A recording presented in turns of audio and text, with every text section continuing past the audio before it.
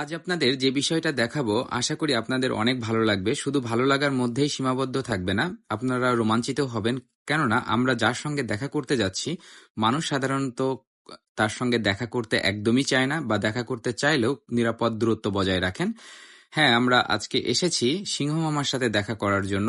শুধু দেখা করার মধ্যেই সীমাবদ্ধ থাকবে না, আমরা সিংহ মামাকে তার পছন্দের মাংস খাওয়াবো। অ্যাকচুয়ালি এই পার্কে সিংহদেরকে খাওয়ানোর ব্যবস্থা রয়েছে, এবং চ্যাম্প ব্যাপারটা খুবই এনজয় করে। আমরা এর আগেও একবার এখানে এসেছিলাম শুধুমাত্র এই সিংহকে খাওয়ানোর জন্য। আবার আমরা এই পার্কে এসেছি।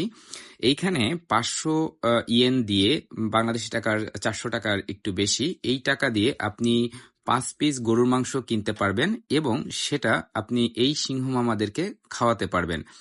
খাওয়ানোর সময় যাতে কোনো ধরনের অনাকাঙ্ক্ষিত ঘটনা না ঘটে, সেজন্য যথেষ্ট পরিমাণ সেফটির ব্যবস্থা এখানে রয়েছে। অ্যাকচুয়ালি এইখানে ছোট ছোট অনেকগুলো জানালা রয়েছে। যারা এখানে খাওয়াতে আসেন তারা সেই জানালার দরজাটা খুলে লম্বা এই লোহার কাঠি দিয়ে মাংসটাকে সিংহ মামার মুখে তুলে দেন। তো ব্যাপারটা আসলেই খুবই রোমাঞ্চকর। বিশেষ করে বাচ্চারা এভাবে সিংহ মামাদের খাওয়াতে খুবই পছন্দ করে। এই দুই পাশেই বেশ কয়েকটা সিংহ রয়েছে, অলমোস্ট 10-12টা সিংহর মতো রয়েছে। যেমন এই পাশে রয়েছে সাদা সিংহ। আগেই বলেছি, আপনি 500 ইয়েন দিয়ে 5 পিস মাংস কিনতে পারবেন, এবং একটা জানালার মধ্য দিয়ে একটা সিংহ মামাকে খাওয়াতে পারবেন। কিন্তু চ্যাম্প ব্যাপারটা একদমই মাথায় রাখে নাই। সে ছোটাছুটি করতেছে এবং চেষ্টা করতেছে যতগুলো সিংহ ছিল সবগুলাকে খাওয়ানোর জন্য। যেহেতু এই টাইমে লোকজন খুবই কম ছিল, সেই কারণে এইখানে যে দায়িত্বরত যিনি ছিলেন উনিও কিছু বলছিলেন না, সেও ব্যাপারটা খুবই এনজয় করতেছিল। কিন্তু এই সাদা সিংহ মামাদেরকে চ্যাম্প খাওয়াতে পারছিল না, কেননা ওরা সম্ভবত দুপুরের খাবার অলরেডি খেয়ে ফেলেছে, যে কারণে এখন ওদের ঘুমের টাইম।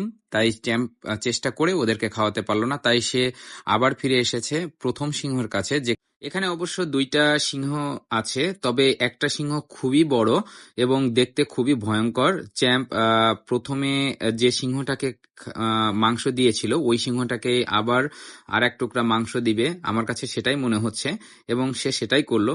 জানালা খুলে ওই সিংহ মামা বসেছিল মাংস খাওয়ার অপেক্ষায়।